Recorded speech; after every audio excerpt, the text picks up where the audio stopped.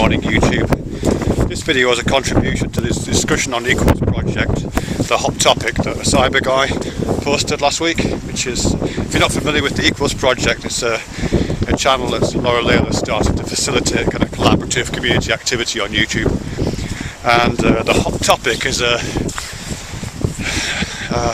current debate really, which, as I say, acyberguy is hosting this one and facilitating this one, generating a question: what would the world be like without religion? That's the question, the hot topic, which is great.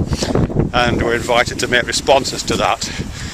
And I think it's a really interesting question. If I understand the question correctly, acyberguy, when you're talking about religion, or imagine what would the world be like without religion, you're distinguishing that from things like beliefs and faiths, perhaps some faith at least, but certainly from something like spirituality. So if I understand you correctly, you're not talking about kind of beliefs, the kind of psychological aspects of religion, beliefs, perhaps faiths, nor are you talking about that kind of nebulous spirituality. I want to talk about that specifically in a bit. You're talking about the concrete institutions associated with religion, you know, the buildings, the foundational documents, the particular rituals, the specific practices that people do, the roles that people take up within these established organisations called churches, all that kind of, all the trappings, if you like, the superstructure, the architecture of religious practice, rather than, you know, what might be considered the psychological aspects or some other kinds of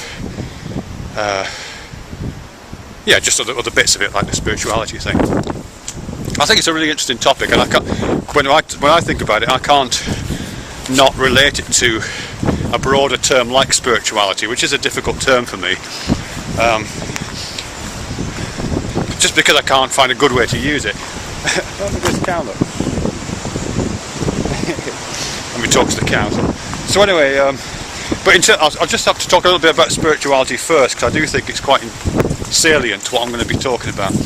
I mean, it's a really underdefined term, and everyone's got a different take on it, and my take on it will probably not be the same as yours, and I'm not trying to constrain the definition just for my own, but this is mine, you know. To me, spirituality is very closely aligned to the idea of the imaginary, the imagination, the imaginal, you know, that kind of realm.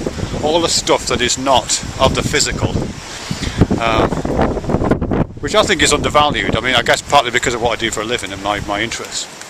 You know, I set a great deal of value to the imaginary, to the theoretical, the fictional, the speculative, the fantastical. You know, all that kind of area really, because I think so much of our life is actually lived within the imaginal that we tend to disregard it. So as I say, I've got a big investment in the imaginal and the imaginary, and my idea of spirituality is closely associated with that. And when I think if you have a constrained imagination, however that might be, then you're going to be constrained spiritually, and vice versa. As I say, that might not be your definition of it, and that's kind of fine. Okay, so the next bit I want to it's a little bit of background on myself really, because there was a period of time in my life, I think, when I could have very, very easily become very religious indeed, if the circumstances had been right. But they didn't. I didn't become religious. Something else happened instead. So I just want to narrate that. But I mean, obviously, I'm 57 now. I'm a mature adult with children and all those kind of things, and I've got a good job, and you know, those things are in place. But for a long period of time when I was little, that didn't look like it was going to be on the cards at all. You know, my parents split up when I was quite young. I spent time in a children's home. My brother died. You know, lots of kind of crap happened when I was young. I left school very young with no qualifications to speak of. Did a whole series of really dead-end jobs, labouring jobs basically. I got married very young, had a child very young, got married very young. Lived in a council estate in the UK, which is, I guess, like a project, what you would call the projects in the States. So my world when I was 18, 19 was very constrained, and when I look back on it, I kind of imagine it as, I imagine it in black and white, as one of those kind of hard-bitten American, not American, I beg your pardon, those kind of slightly hard-bitten British kitchen sink dramas of that period. That's kind of what it felt like. It was a very constrained world, and there was also kind of a lot of kind of violence and crime and drug use. I wasn't particularly violent myself. I had quite a bit of experience with drugs, and was kind of on the fringes of lots of kind of criminal and violent activity. My first wife was stabbed at one point. You know, there was lots of that. I know people who went to prison for a very long time for fairly serious crimes. I know people who suffered very bad results of drug use, and you know that is part of my background. And I do remember that feeling, you know, being in that kind of terminal state of, you know, living in a really crappy council estate in the north of England, really grey, with what felt like no prospects at all, with the only people you knew being people who were in a similar state to yourself, and everyone's slightly desperate, and people in those situations tend to not just to support one another, but also to exploit one another. So a lot of the crime or the violence was underclass on underclass kind of violence and crime. So it's a very unpleasant situation and very constraining. I know some of you will have experiences like that, so you probably resonate with what I'm talking about.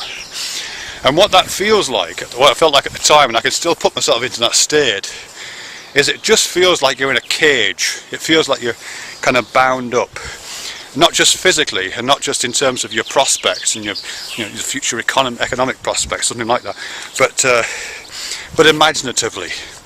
It's like the idea that you might have this thing called spirituality, or that might be available to you, or this thing called, you know, an expanded imagination, whatever your word you want to give that.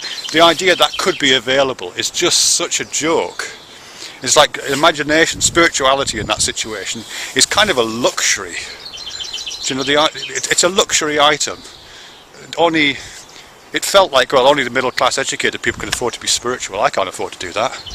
You know, I've got to get up at 7:30 in the morning to get to work, to bring the £12 a week I was being paid at the time to try and keep this place going. Jesus Christ! Now am I going to raise a kid in this? That was my situation. That's how it felt like.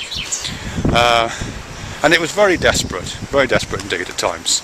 And I think at that point, at a certain point during that, you know, when it was really bad, you know, when my marriage was breaking up in that situation, when I was just completely lost and totally lacking not only any prospects, but the imagination to imagine what prospect might even look like, never mind the huge kind of prospects that expanded imagination we call spirituality offers. When I was in that situation, somebody had come along at the right time with the right book at that point and said, Jesus, come and sit with us in this quiet place once a week, we'll talk about Jesus. I think I would have taken it, and I think it probably would have worked. That's the weird thing about this. I think it probably, I mean, I do sometimes see some religious practices, and I'm talking about religion here, the institutions you're talking about there, acyberguy. I do see those sometimes as cages, and frequently I see people who are, particularly on YouTube, but in real life occasionally as well, who are constrained by religion as opposed to spirituality, constrained by their religion to a kind of a cage, dogmatically adherent to these prison bars of dogma. But even then I think, well, actually that's a slightly bigger cage than the one it feels like you're in when you're in that kind of terminal, no future kind of environment. And I would have taken the slightly expanded cage of a relatively dogmatic religion over the even more constraining cage of kind of underclass lifestyle, because at least it's a little bit bigger, a bit more imagination offers, a bit more spirituality lies at the other side of that transition. I mean, I don't know exactly how, but I just got really lucky somehow. I have no idea to this day exactly how it happened. I kind of had a series of kind of bad incidents, just moved randomly, just got up and moved one day, just walked out, left, set myself up in a different town somehow, met people who introduced me to other people who introduced me to other people. I started reading, started learning stuff. Somehow I managed to look myself into an education even though I had no qualifications. I managed to get myself onto a university course. Don't know how that happened exactly. And again, just a series of fortunate, and in some cases not so fortunate accidents resulted in me being here, you know, 57, living in Cornwall, which is great. Grown up kids who seem healthy and happy, decent job that I like doing. So yeah, I mean, I'm fortunate, and I'm in that fortunate position of having the luxury to indulge and engage the imaginary realm that is so valuable to me, and including that expanded imagination, which I think of as spirituality. Again, you may think it's different. You know, the capacity to imagine the world as a different place. Yeah, that just sounds like escapist fantasy. I don't quite mean that. But to imagine the world as it isn't, because this isn't the way the world is. This is just a product of our senses and our measuring instruments. But you know, recognizing the limits of what our empiricism does, and not being dismissive of that, recognizing it for the beauty and the terror and all those kind of things, but everything else too. You know, that's a luxury which I can now afford. But I've been granted this luxury through a series of fortunate events, including education. But it could very easily have been offered me, I think, the kind of salvation from a terminal lifestyle into one that has imagination and spirituality attached to it. For me, didn't come through religion. That door did not open into the wider cage of religion and then out of that cage into the imaginary. For me, a different set of doors opened. So I feel like I've rambled on for ages, but I think all I'm saying is that I think for some folk, religion can be the institutions of religion, the rooms with people in them, the foundational documents, the practices, the rituals, the codes of behaviour, the organisation itself. I think for some people that can be enormously useful. It sounds like it was really useful for you, Cyberguy. Enormously useful. If it's a bigger cage than you're wondering right now, that's got to be better. And just the idea of moving outwards is the start of a journey. But I think, and this again, this might be just me, I think to the extent that spirituality is meaningful, and as I say, my meaning is different to maybe to other people's, to the extent it's meaningful, I think it lies beyond religion. A religion might be a vehicle to get there, but it's not the end point, and it's certainly not the container for it. It might be a route to it, like Loyola's spiritual exercise.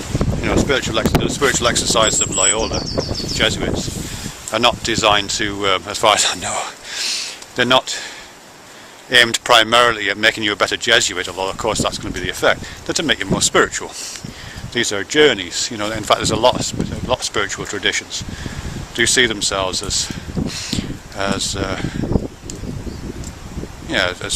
journeys, routes to a place, not a place in and of themselves. You know, religion, to my mind, even the most organised religion, is a road. It's not a place. And at some point you've got to step off the road. You've got to get to the end of the journey and step away from religion at the far end if you want to grow spiritually. Anyhow, that's all I've got to say. The cows have vanished from the field. I've talked for 14 minutes. That's enough. Thanks very much and goodbye.